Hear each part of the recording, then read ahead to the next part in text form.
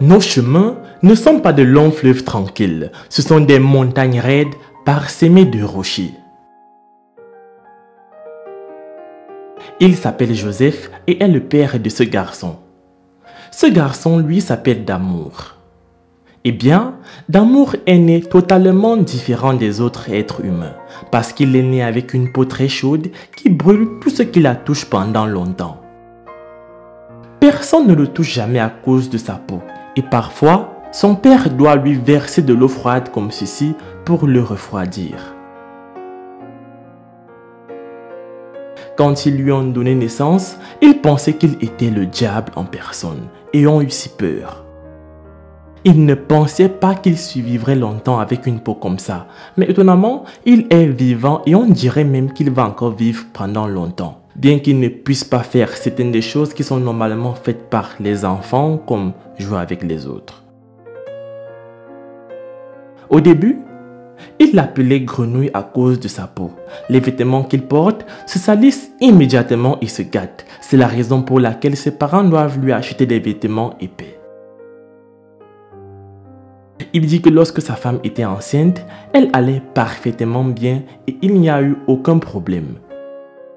Elle a pris la peine de prendre soin d'elle jusqu'à ce que l'heure de l'accouchement arrive enfin. Ils s'attendaient à un bébé normal car aucun membre de leur famille n'avait jamais souffert de quelque chose comme ça. Elle a alors été transportée d'urgence à l'hôpital pour qu'elle puisse y accoucher.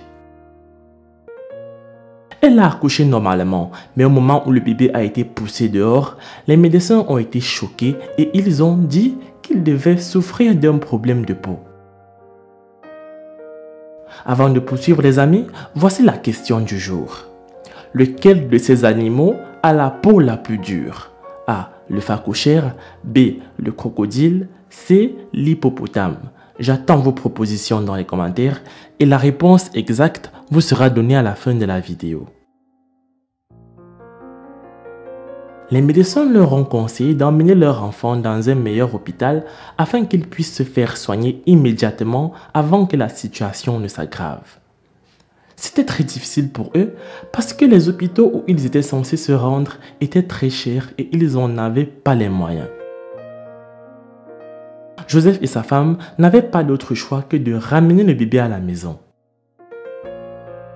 Ils ont décidé d'essayer des traitements locaux à partir de feuilles naturelles. Ils appellent cela la phytothérapie. Ils ont essayé cela avec l'espoir que quelque chose changerait, mais tout a échoué.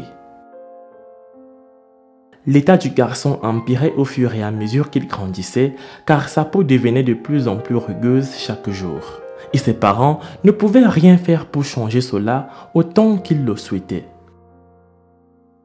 Quelques années plus tard, sa peau a commencé à chauffer. C'était extraordinaire. Chaque personne assise à côté de lui pouvait ressentir une sorte de chaleur et cela devenait trop intense au fur et à mesure que Damour grandissait. C'est aussi cela qui brûlait sa peau et l'a rendue dure et rugueuse comme elle l'est aujourd'hui.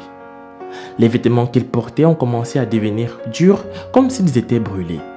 C'est alors que son père a décidé de commencer à lui acheter des vêtements lourds. Il grandissait et il avait besoin d'aller à l'école, mais il lui était très difficile de trouver une école qui l'accueillerait car ils le craignaient tous à cause de son état corporel.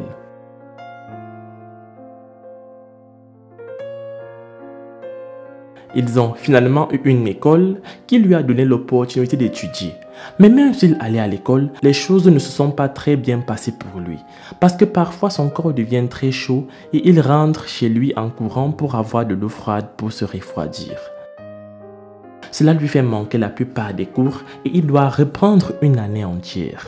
Cela se produit maintenant depuis quelques années. La plupart des élèves de l'école qu'il fréquente ont peur de lui et passent leur temps à l'appeler par des noms différents. Cela signifie qu'il ne se fait presque pas d'amis à l'école. Selon son père, cela rend l'école moins intéressante pour lui. Au village également, les enfants jouent rarement avec lui à cause de sa peau. Il passe la plupart du temps à l'intérieur de la maison parce qu'être au soleil n'est pas bien pour lui non plus. Cela rend également son corps plus chaud. Joseph reçoit parfois des médicaments de l'hôpital qui aident le corps de son garçon à se refroidir. Les médecins leur ont dit que cela pouvait être traité s'ils pouvaient seulement amener d'amour dans un bien meilleur hôpital. Et c'est ce qu'ils n'arrivent pas à faire puisqu'ils n'ont pas d'argent. Les boutons sur son corps le démangent également et il essaie de les enlever avec un couteau. Selon lui, cela lui fait se sentir un peu plus à l'aise et bien.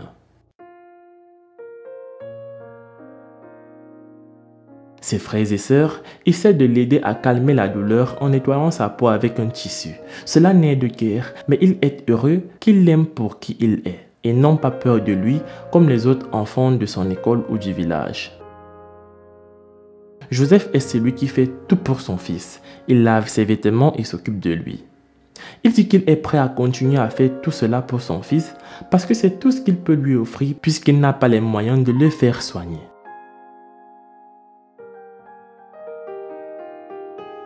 Outre sa peau, le jeune garçon est normal, intelligent et aimant. Ils sont fiers de son comportement car avec une peau comme ça, il a plein de raisons de se fâcher contre tout le monde. Mais il est gentil. Il ne dort pas sous le matelas car il ne lui faut pas longtemps pour le gâter. Il dépose une natte sur le sol et c'est là qu'il dort tandis que le reste de sa famille dort sur les matelas.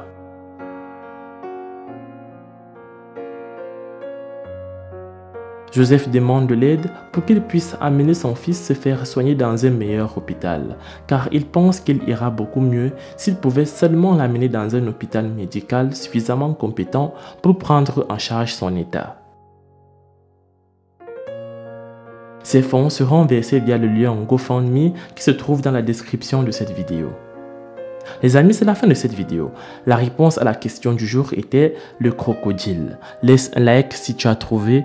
Moi, je vous laisse et surtout on se prend pour la prochaine fois.